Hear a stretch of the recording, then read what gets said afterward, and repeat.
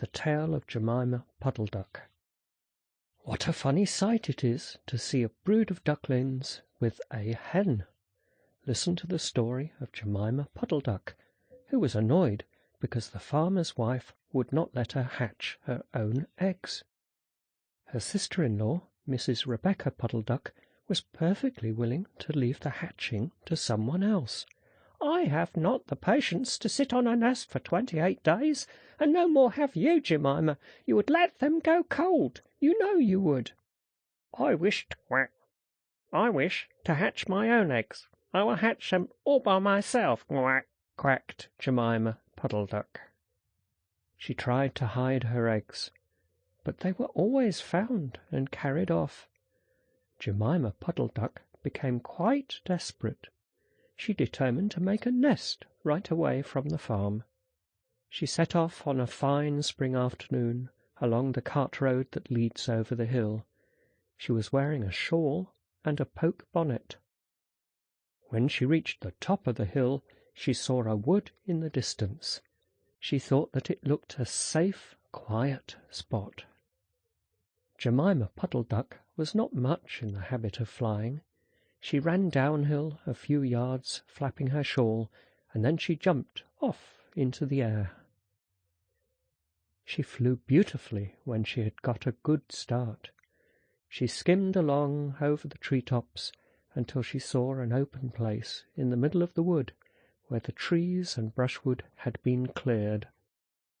Jemima alighted rather heavily and began to waddle about in search of a convenient dry nesting place. She rather fancied a tree stump amongst some tall foxgloves. But, seated upon the stump, she was startled to find an elegantly dressed gentleman reading a newspaper.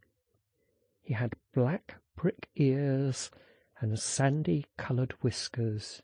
"Quack," said Jemima Puddle-Duck, with a head and a bonnet on one side. "Quack." The gentleman raised his eyes above his newspaper and looked curiously at Jemima. "Madam, have you lost your way?" said he. He had a long bushy tail, which he was sitting upon, as the stump was somewhat damp. Jemima thought him mighty civil and handsome. She explained that she had not lost her way, but that she was trying to find a convenient dry nesting place. "Ah, is that so, indeed?" said the gentleman with sandy whiskers, looking curiously at Jemima.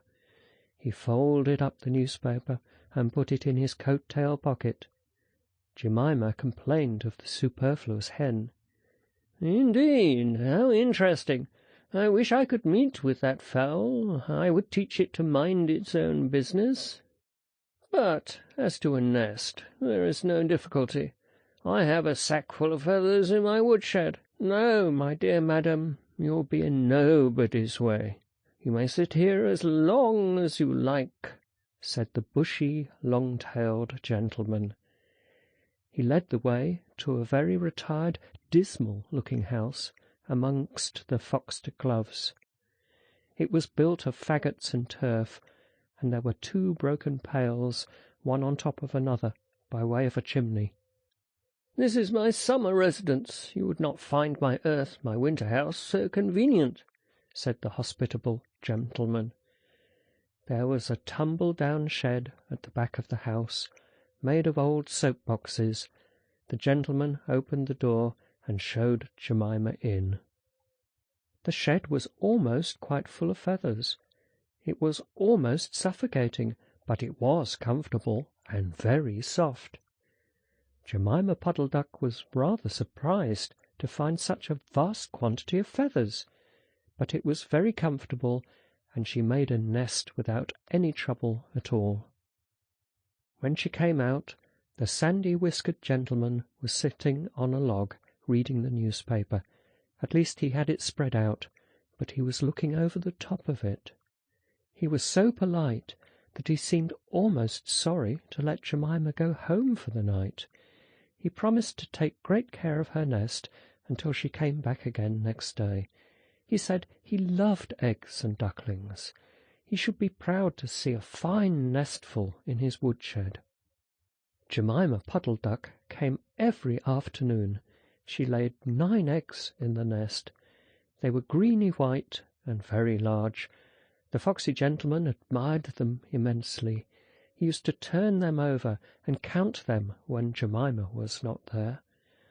At last Jemima told him that she intended to begin to sit the next day.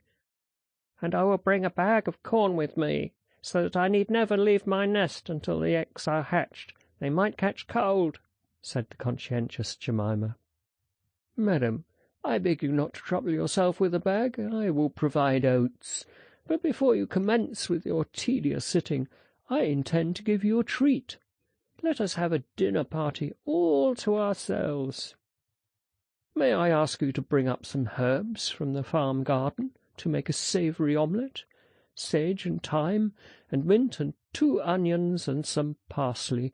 I will provide lard for the omelette," said the hospitable gentleman with sandy whiskers. Jemima Puddle-Duck was a simpleton. Not even the mention of sage and onions made her suspicious. She went round the farm garden, nibbling off snippets of all the different sorts of herbs that are used for stuffing roast duck. And she waddled into the kitchen and got 2 onions out of a basket. The collie dog Kep met her coming out. "What are you doing with those onions? Where do you go every afternoon by yourself, Jemima Puddle-Duck?" Jemima was rather in awe of the collie. She told him the whole story. The collie listened, with his wise head on one side. He grinned when she described the polite gentleman with sandy whiskers. He asked several questions about the wood and about the exact position of the house and shed. Then he went out and trotted down the village. He went to look for 2 foxhound puppies who were out at walk with the butcher. Jemima Puddle-Duck went up the cart road for the last time on a sunny afternoon.